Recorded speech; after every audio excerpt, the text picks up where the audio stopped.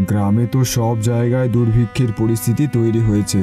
মনে হচ্ছে না যে এই গ্রামে আর বেশি দিন থাকা ঠিক হবে। কাজের জন্য তো অন্য গ্রামে যেতেই হবে। ভূষণ কাজের খোঁজে অন্য গ্রামের দিকে রওনা দেয়।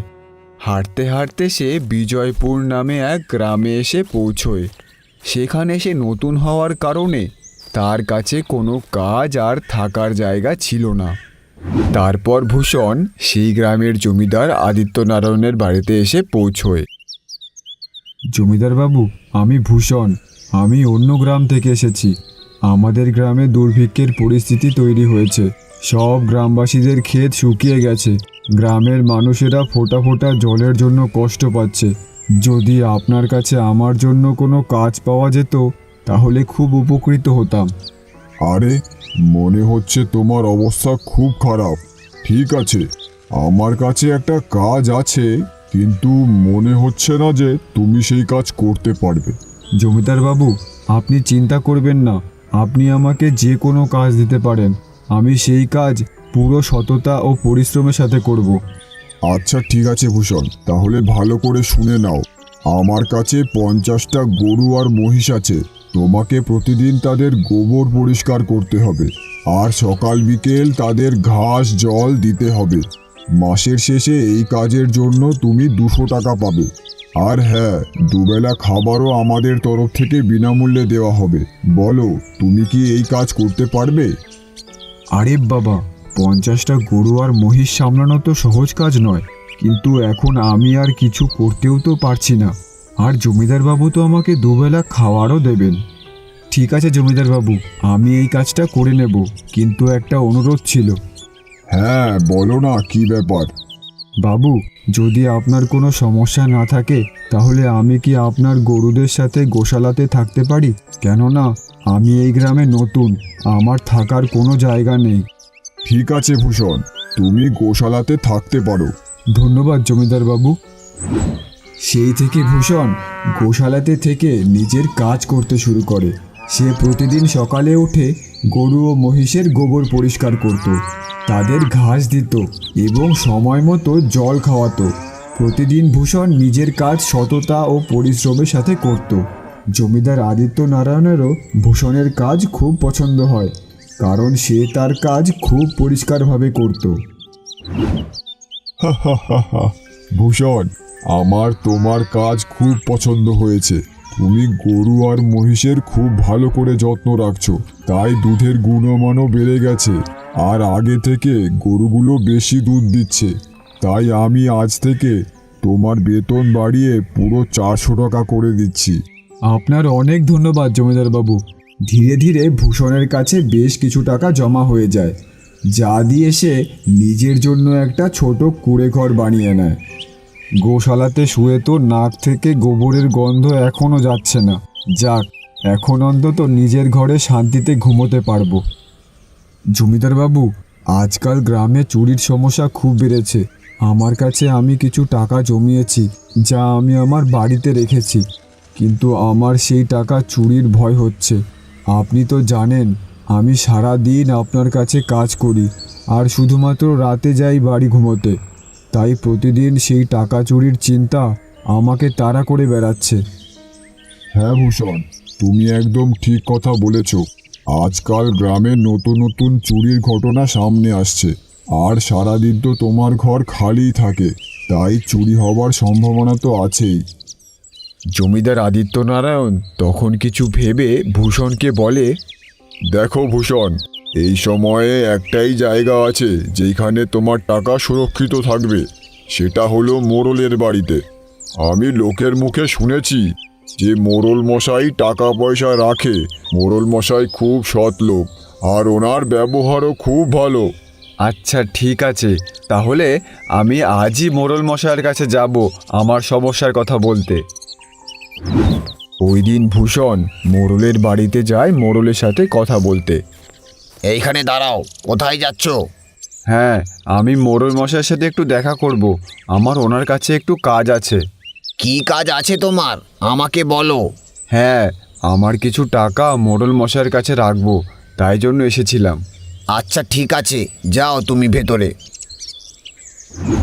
মোড়ল মশাই, আমি ভূষণ। আমি জমিদারের খামারে কাজ করি। আমি কিছুদিন আগে অন্য গ্রাম থেকে এখানে এসেছি। হ্যাঁ ভূষণ, বলো তোমার কি কাজ আমার কাছে? আমি প্রায় 1 বছর জমিদারের খামারে কাজ করছি, আর এখন আমি কিছু টাকাও জমিয়েছি। কিন্তু গ্রামে এত চুরির উপদ্রব বেড়েছে, আমি আমার টাকা বাড়িতে রাখতে খুব ভয় পাচ্ছি। আচ্ছা, তো কত টাকা জমিয়েছো তুমি? আমার কাছে ওই 6,000 টাকা আছে। বাহ, এ তো অনেক টাকা। আমি আপনার সততার কথা লোকেদের কাছে শুনেছি, তাই জন্যই আমি আমার টাকা আপনার কাছে কিছুদিনের জন্য রাখতে এসেছি। হ্যাঁ ভূষণ, তুমি একদম ঠিক শুনেছ। তোমার টাকা আমার কাছে সুরক্ষিত থাকবে। তুমি একদম নিশ্চিন্তে থাকো, আমি সব সামলে নেব। ভূষণ তার টাকা মোড়লের হাতে দেয়। এখানে পুরো 6,000 টাকা আছে, আপনি গুনে দেখে নিন। গোনার প্রয়োজন নেই, তুমি তো জমিদার বাবুর লোক আছো, তোমার উপর ভরসা আছে। মোড়ল মশাই, আপনার অনেক অনেক ধন্যবাদ। এখন আমার চোরের কোনো ভয় নেই, কেননা আমার টাকা এখন সুরক্ষিত হাতে আছে। আরে ভূষণ, কোনো ব্যাপার না। ধন্যবাদ তো আমি তোমায় বলবো যে তুমি তোমার টাকা আমার কাছে রাখতে এসেছো। ভূষণ তার টাকা মোড়ল মশাইয়ের কাছে জমা রেখে বাড়ি চলে যায়। হ্যাঁ ভূষণ, তোমার টাকা আমার কাছেই ভালো লাগে। এইভাবেই ভূষণ সততার সাথে জমিদারের ওখানে কাজ করে। তারপর দেখতে দেখতেই 2 বছর কেটে যায়। একদিন ভূষণ ভাবে, অনেক বছর তো হলো জমিদার বাবুর বাড়ি কাজ করছি। জমিদার বাবু খুব ভালো মানুষ, কিন্তু ভাবছি একটা জমি কিনে সেই জমিতে খাটি, তাহলেই আমি আমার জীবনে কিছু তারাক্কি করতে পারবো। আমার কাছে কিছু টাকা জমেছে, আর কিছু টাকা মোড়ল মশাইয়ের কাছে রেখেছিলাম, সেইগুলো নিয়ে এসে সব মিলিয়ে একটা জমি কিনবো। হ্যাঁ, আমি আজই মোড়ল মশাইয়ের কাছ থেকে সেই টাকা নিয়ে আসব। এই ভেবে ভূষণ মোড়ল মশাইয়ের বাড়িতে যায়। মোড়ল মশাই, আমি আপনাকে যেই টাকা দিয়েছিলাম, আমি সেই টাকা নিতে এসেছি। আরে ভাই, কে তুমি? তোমাকে তো চিনতে পারলাম না। আপনি এরকম বলছেন কেন? গত বছরই তো আপনার কাছে আমি 6,000 টাকা রেখে গেছিলাম। আমি ওই টাকাগুলোই চাইছি। শোনো ভাই, আমার কাছে কত লোক আসে টাকা রাখতে, আমার সবার সাথে চেনা জানাও আছে। তা তোমার কাছে কোনো কাগজ আছে? কেননা আমি কাগজেই ভরসা করি। কে কত টাকা দিল, কে কত টাকা নিল, সবই কাগজে লেখা থাকে। এটা আপনি কি বলছেন মোড়ল মশাই? আপনার সততার কথা শুনে আমি আমার টাকা আপনার কাছে রেখেছিলাম, আর এখন আপনি এই কথা বলছেন? আমাকে আমার টাকা দয়া করে ফিরিয়ে দিন মোড়ল মশাই। হ্যাঁ ভূষণ, আমি সততার সাথেই কাজ করি, এই জন্যেই তো আমি তোমার কাছে কাগজ চাইছি।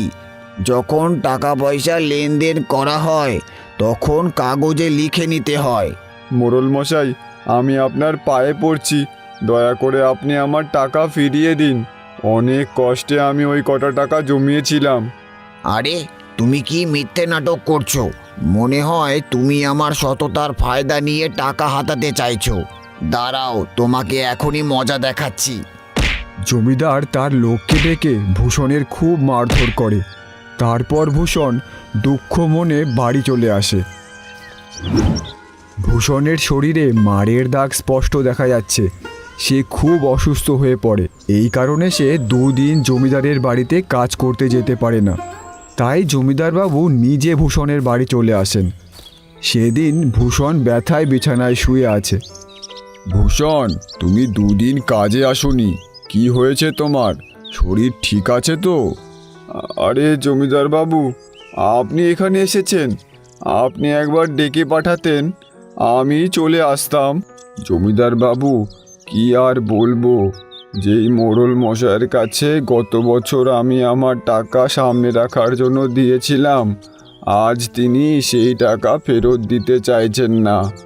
উনি খুব লোভী লোক, আর আমি যখন আমার টাকা বারবার চাইছিলাম, উনি ওনার লোক দিয়ে আমাকে পিটিয়েছে, তারপর বাড়ি থেকে ধাক্কা মেরে বের করে দিয়েছে। আরে বাপরে, ওই লোক যে এইরকম এটা তো আগে জানতাম না। আগে লোকের কাছে ওনার সুনামই শুনেছি। তাই বলি, দিন দিন ওনার সম্পত্তি এত তাড়াতাড়ি কি করে বাড়ছে। আমাকে ক্ষমা করে দিও ভূষণ, আমি তোমাকে মোড়লের কাছে যেতে বলেছিলাম। ভূষণ, আমার কাছে একটা বুদ্ধি আছে, যেটা করে তোমার টাকা তোমাকে আমি ফিরিয়ে দিতে পারি। জমিদার বাবু ভূষণকে পুরো পরিকল্পনা জানায়। ঠিক আছে জমিদার বাবু, হে ভগবান, আপনি একটু দেখবেন।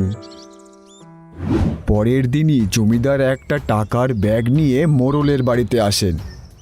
আরে জমিদার মশাই, আপনি বলুন, এই গরিবের ঘরে কেন আসতে হলো? আমার তো পরম সৌভাগ্য যে আপনি আমার বাড়ি এসেছেন। এই বলে আর লজ্জা দেবেন না। আর হ্যাঁ, যার জন্য আপনার কাছে আসা, আমি আর গিন্নি কদিনের জন্য বাইরে ঘুরতে যাব, তাই আমার এই 50,000 টাকা আপনার কাছে রাখতে আসলাম। এখন যা চোরের উপদ্রব বেড়েছে, আর আপনার থেকে বেশি ভরসার লোক আমার কাছে নেই, তাই আপনার কাছে আসা। আরে জমিদার বাবু, এটাও আবার জিজ্ঞেস করার নাকি? আমার কাছে আপনার টাকা একদম সুরক্ষিত থাকবে। আপনি নিশ্চিন্তে ঘুরে আসুন। এইবার তো বড় মাছ জালে ফেসেছে, বারবার এই সুযোগ আসে না। এবার অনেক টাকা কামাতে পারবো। তখনই ওখানে ভূষণ চলে আসে।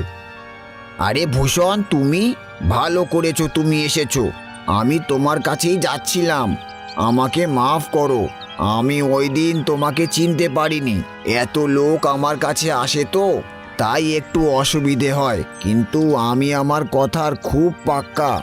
দাঁড়াও, আমি তোমার সব টাকা এক্ষুনি দিচ্ছি। জমিদার টাকা ভূষণকে ফিরিয়ে দেয়। মাফ করো ভূষণ, ওই দিন আমার লোক তোমার সাথে খারাপ ব্যবহার করেছিল। আমি আজই ওকে কাজ থেকে বার করছি। ভূষণ কিছু না বলেই সেখান থেকে চলে যায়। আরে বাহ মোড়ল মশাই, আপনার কথার দাম আছে বলতে হবে। আমি আমার সব টাকা আপনার কাছেই রাখবো। জমিদার আদিত্যনারায়ণ এই কথা বলছিল কি তখনই তার চাকর সেখানে এসে উপস্থিত হয়।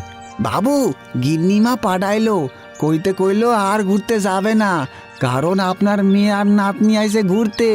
শিগগিরই আপনারে কয়টা মিষ্টি নিয়ে যাইতে কইলো। কি, বাড়িতে মিনুমা আর দিদিভাই এসেছে? বাহ, এ তো খুব ভালো খবর। শুনলেন তো মোড়ল মশাই, বাড়িতে দিদিভাই এসেছে, তাহলে আর কোথাও ঘুরতে যাব না। আর এই টাকাও আপনার কাছে রাখার কোনো প্রয়োজন পড়বে না এখন। এর পরবর্তীকালে কখনো যদি প্রয়োজন পড়ে আপনার কাছেই আসব। এখন চলি। এই বলে জমিদার মশাই তার টাকা নিয়ে সেখান থেকে চলে যায়। আরে এইটা কি হলো? এইদিকেও 50,000 গেল, ওইদিকে ভূষণেরও কটা টাকা, সেই টাকাও নিয়ে চলে গেল। জমিদার বাবু, আপনার অনেক অনেক ধন্যবাদ। আপনি যদি না থাকতেন, আমি ওই মোড়লের কাছ থেকে আমার এই টাকা আর কোনোদিনও ফিরে পেতাম না। আরে ঠিক আছে ভূষণ, যেই মানুষ পরিশ্রম সততার সাথে চলে, ভগবান তার ভালোই করে। আর যেই মানুষ লোককে ঠকায়, তার সাথে খারাপই করে।